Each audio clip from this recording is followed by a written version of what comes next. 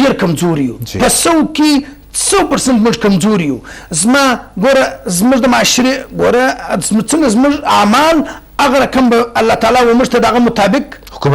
حکمرانان به او بدله به سزا به ګوره موږ ډیر کمزوري په دین کې موږ کمزوري ګوره زه دا مجلس موږ د ځکه د سیاست پر موضوع موږ خبره کوو صرف زه دا یوه خبره په دې کې یوه خبره کوم زموږ په معاشره کې هر هغه سړی هر هغه زنانه په ټینشن کې ده پریشانه ده د ډیپریشن مریض دی هر هغه کس په ټینشن کې دی هر هغه کس سرګردانه دی هر هغه کس پریشانه دی ولې پریشانه دی وجه څه شته دا وجه پسې موږ ګرځېدلي یو دا وجه موږ معلومه کړې ده چې دا وجه څه شته ولې موږ ګرده پریشانه وي ولې دا چې په کورو کې بې اتفاقي جګړې او مسلې مسایل روانې دي د دې وجه څه شته الله ناراضه دی زه په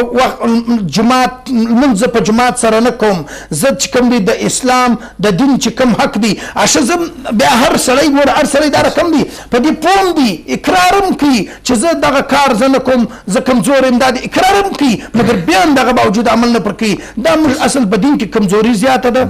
مولانا صاحب وخت مختصر دی چونکې 15